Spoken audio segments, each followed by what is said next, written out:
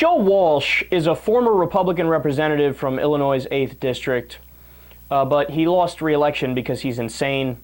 Well, now he has a radio show, and it's a radio show that nobody listens to. I know I live in a glass house, but remember, I'm not backed up by corporate dollars. I'm not propped up on AM stations and FM station. I wasn't a former fucking congressman, so there is a difference, let's be honest. Well, he really, really awkwardly decided to talk about race today, and it just smacked of a typical middle-aged white man who doesn't know anything, who just is purposefully being dense and trying not to understand issues, trying not to expand his mind and learn a thing or two. So let me give you some of his cringeworthy quotes. He actually started going with the format of the I Have a Dream speech. Why are you doing that? And of course he would fill in the blanks with the things that he has a dream about. He goes, I have a dream that young, unmarried black men and women, black women, will say no to young black men who want to have sex.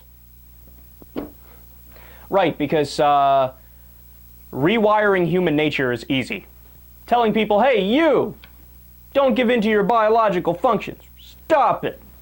Now, it would be one thing if he said, I have a dream that we have increased access to contraception and sex ed classes and family planning centers to then actually take proactive steps to put policy in place that will reduce the number of unwanted pregnancies and will reduce those problems.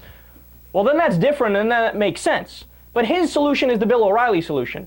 You wave your finger. Hey, you, stop having sex. Stop it. It's the exact opposite of a realistic strategy. He continues, I have a dream that today's black leadership will quit blaming racism and the system for what ails black America.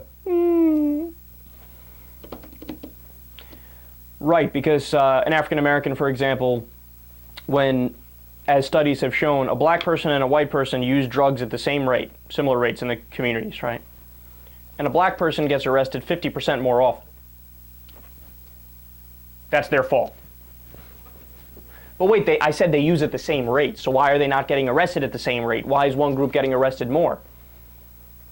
Could it be because it's not their fault, and it's more the fault of the system and of cops who have perceptions of that community that are set in stone, that they're not willing to deviate from, no matter how much evidence is put in front of them?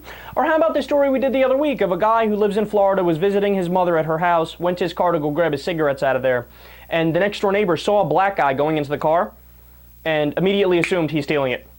Called the police showed up, told him to back out of his car slowly. He did, they fired anyway. Now, he survived, thank goodness, but he had multiple bullet wounds, they hit his leg, so on and so forth. What did you want him to do? Don't reach for the cigarettes while black. Learn your goddamn lesson.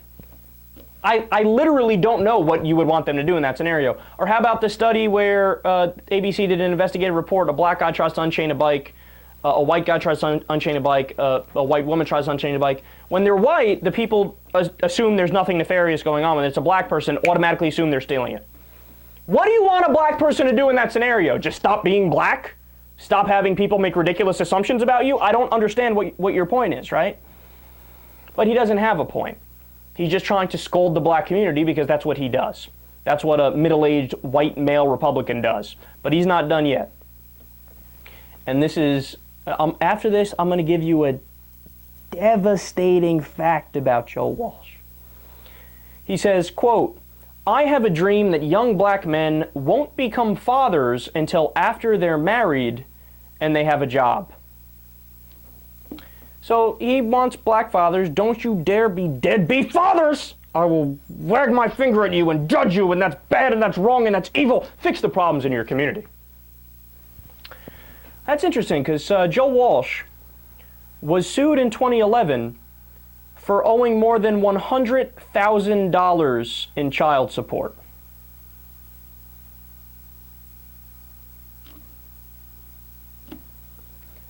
I swear there's something mentally that goes on with guys like Joe Walsh and other conservatives.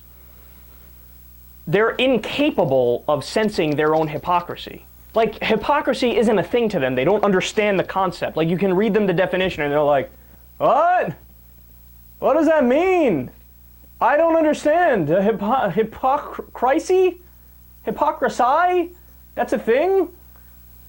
And we see it all the time, whether it's conservatives who rail about small government, but then you find out that they're personally taking X amount of money in subsidies for their family farm, or, Chris Christie, shrink government, we don't need no stinking feds. The second Hurricane Sandy hits, he begs FEMA for 100% reimbursement. John McCain didn't vote for Sandy funding for FEMA, begged for funding for Arizona wildfires. I mean, it goes on and on. The hypocrisy goes on and on.